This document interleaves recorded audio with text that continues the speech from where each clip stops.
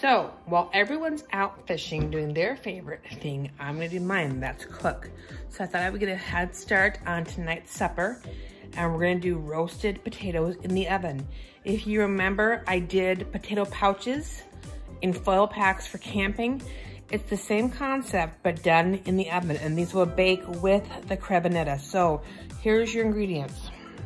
So you'll need olive oil, you'll need seasoning salt. This is just Lowry's all-purpose seasoning salt. And again, I'm gonna point out these really awesome mason jars. These are silicone lids that I bought at Menards, but you can probably get them online. Parsley, you can use fresh or dried. You'll need a baking sheet. You'll need coarse sea salt to put on top of the potatoes. And then you'll need washed potatoes. I use on average 1 to 1.5, if it's guys, 2 potatoes that you're gonna wash, and then you're just gonna slice them in half. So no having to chop up into 1-inch cubes. So my potatoes are cut and prepped. You can do these ahead, like I said, and just have them ready. There's no dairy. Now, just so you know, there is a dairy option where you can do it in butter with Parmesan cheese and garlic, but I try to be conscious of dairy, especially for people who have dairy allergies. So I put olive oil on the bottom of my baking dish, and I'm just gonna brush the tops, well, the backs, whatever you wanna call it, of each potato, because you want those to get nice and crisped up in the oven. So I just wanna talk about prepping your pan. Oh, there goes my bread, the bread maker. I put olive oil on the bottom like I showed you earlier, and then I sprinkled in about 2 teaspoons of that seasoning salt, and then about 2 teaspoons of the parsley. You can use fresh. I like color in my food, so you have to be careful on the salt because you're also gonna salt the potatoes on the back. So then you're just going to take and place your potatoes face down in the pan, like so, like that. If you guys, I am a huge fan of Tabitha Brown. She does a vegan cooking show on Facebook and YouTube. I just love her because she's a character. So line them up so they all fit in the pan. And then these will roast off. I do allow for 30 minutes. You might want to allow longer if they're thicker, and you might need a second pan like I'm gonna need because I have 7 people coming tonight for supper to celebrate Father's Day. So anyway, you'll get them lined up in your pan. The last step was prepping your potatoes, and I didn't have to go into a second pan because there were so many. So make sure, the big thing is make sure that they come in contact with the bottom of the pan. I then take my coarse sea salt and I sprinkle it on the potatoes, and you can see it on the potatoes now. You do not want to have a bland potato, so remember there is salt on the bottom and salt on the back, and that should seep through in and flavor them as they cook. So those are ready now for baking. So here's what you need for the basic Krebenette meat. And again, there's a couple different components to this. For tonight, I've got 3 pounds of ground pork. This is from a local farmer. He does mix his in, I believe, with bacon, so it's a little fattier. I have my favorite garlic and herb mix. Again, you can use your own spices, but I love garlic, and I love the spices that are in here. And I also, because I love garlic, I add fresh garlic to it. The other piece of this I also do for this recipe is I do add fresh parsley versus dried, because again, it's just a bright, vibrant color in your meat. If you don't have fresh, you can use dried. So let's put this together. So typically when you do a meat, like a meatloaf, it requires eggs and breadcrumbs. Those go on top, but because the meat is so fatty, it does not need a binding agent. And I'm gonna give you a little tip on parsley. You can certainly take your handy dandy knife and chop it, but I have my kitchen shears, so I'm just gonna go in and cut in some fresh parsley. You do want to be careful on the size because you don't want big chunks of parsley in your mouth when you're eating this. But there's something about using fresh herbs when you cook. I've not tried other spices, or other herbs, sorry, not spices, because I just like parsley. I'm a kind of a fan of parsley. So you're just gonna go in like this and nip off chunks, small chunks, be it, of fresh parsley into your pork. This is 3 pounds. This will make probably at least 9, if not 10. Depends on how big you make them. I get lazy sometimes and do them big. So what you're gonna do too, so this is just the prep portion. You can do this, like I said, ahead of time. You don't have to do this right before you cook it. And the meat is better to form into patties if it is chilled. So you wanna have the meat be cold. So like I said, it's not a lot of ingredients, but there are quite a few steps to this. I'm just gonna go through and check my pieces, make sure that nothing too big got put in here. So just make sure that your parsley is chopped or fine. Like I said, you can do it the old-fashioned way and chop it up, but those shears make it so easy. So after the parsley, you do wanna add your spices. You remember these little things I showed you earlier? I just love these. So I'm gonna actually measure for you guys. You guys know I don't like to measure. I use my hands, but I love these. Now, salt is inherently salt. Pork is typically salty. So be careful with the salt, but make sure you do add enough as well. So I'm gonna add a teaspoon of this mix for every package of meat. So I've got 3 packages of meat. I'm gonna add 3 teaspoons or 1 tablespoon of the spice mix. And then I love garlic, you guys, I love garlic. So I am gonna also add, and if you don't like garlic, don't add it. I just like garlic. So I'm gonna add a teaspoon of garlic for each pound, there goes Chloe, of hamburger, or not hamburger, pork. Boy, my God, you guys, my speech is getting worse. I mix this with my hands. I make this with my hands for a reason. You wanna get in there, you wanna feel it. Now, if you don't like touching meat, you can use gloves, you can use a spoon, but I like to get in there and really get things blended.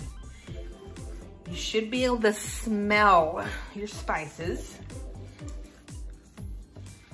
and just get that all blended together. And then what you can do, because like I said, you do want this cold, is you can place this in the fridge. So you don't want to be mixing patties with warm meat. So I'm gonna get this all mixed in, and then later on, I'll show you the next steps. Quick tip, when you're mixing on a counter, you see I have the bowl on a towel. If you have it on a towel, it stabilizes your bowl so it's not rocking everywhere, so you don't have to worry about where your bowl might go flying. So that meat's ready. That's it. The meat's ready, but it's the next steps that require some time. Okay, I've got my meat nice and chilled, back on my towel to stabilize the bowl. This is a cookie scooper. It is the biggest one I have on hand. I think it's about a 1/4 cup capacity. But it'll make your life much easier. It's the same concept as my meatballs. So we're gonna prep these because they do get an egg dredge, and then a dredge in a mix of brown breadcrumbs. So just take it in your hand, have a pan ready obviously, and you're just gonna form those into nice patty. Now in Denmark, they would cook these in butter. Butter is very loved in Denmark. They have some of the best best butter I've ever had in Denmark.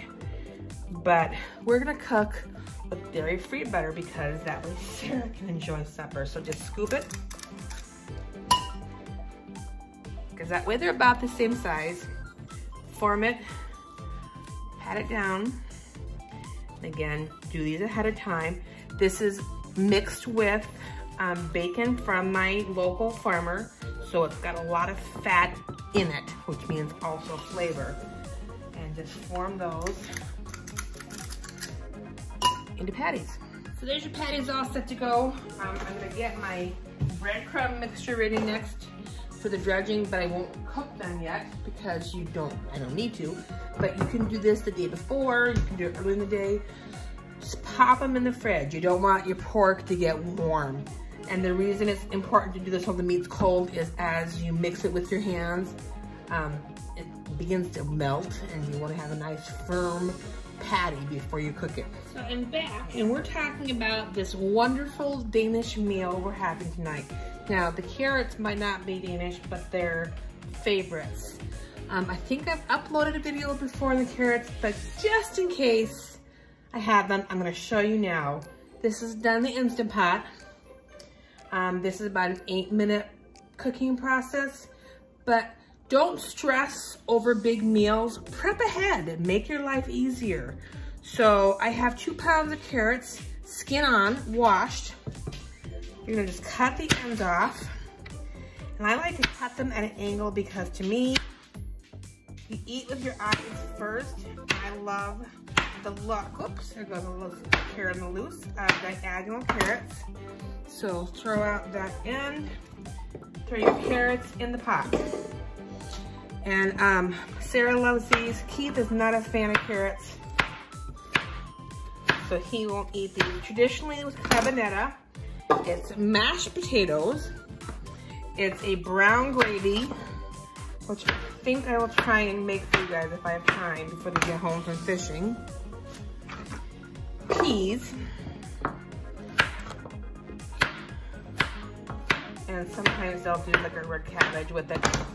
So, but the carrots are a favorite of my niece and my daughter.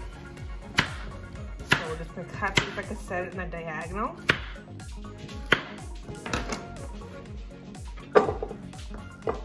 And throw them in the IP. Let me finish cutting these and I'll show you the next steps. So here's the next steps for the carrot. Now, if you guys have done my butternut squash soup recipe, it starts literally with carrots. You can use butter if you like butter. I cook dairy-free for Sarah. So I'm gonna put about 3-4 teaspoons of butter. You can use more, you can use less, but this makes the glaze on the carrots. And then I'm gonna add, this is my spice mix. I have posted the recipe. This has got curry, it's got cumin, it's got red pepper, it's got salt, it's got garlic, it's got parsley, it's got a little bit of everything in there. I have 2 pounds of carrots. And again, I am a hand person. You can measure. I'm gonna put, at this point, a tablespoon. So 1 teaspoon, 2 teaspoons, 3 teaspoons. You do need to have that salt in there for the carrots. And then I'm gonna add some honey. Now, I have added brown sugar in the past. Some people don't like the extra sugar, so I'm gonna drizzle in. That's probably 2 good tablespoons. This honey also is local. I'm not saying you have to use local, but this is also from the same guy who does our meat for us. And then again, color. You eat with your eyes first. So I'm gonna put about a tablespoon of parsley. In this situation, you don't need to, that's probably just a touch too much. You don't need to use fresh, it won't matter because it all cooks down. So there is your basic glazed carrots in the Instant Pot. Like I said, if you want it sweeter, you can add brown sugar. I'm just gonna give this a stir. Now, when you cook with the Instant Pot, you do need liquid, but here's the thing. The butter melts, the honey melts, and it forms the glaze. I might add just a touch of water, like a 1/4 cup, but you don't want to have this be super runny or you will lose the flavor in your sauce. So prep ahead. My potatoes are done. So we did those earlier. Get this in a shot for you guys. My potatoes are done. My Krebenette is ready for cooking. My carrots are done. My cabbage is pre-chopped. I have bread in the bread maker. So you guys have fun cooking, but don't stress over a big meal.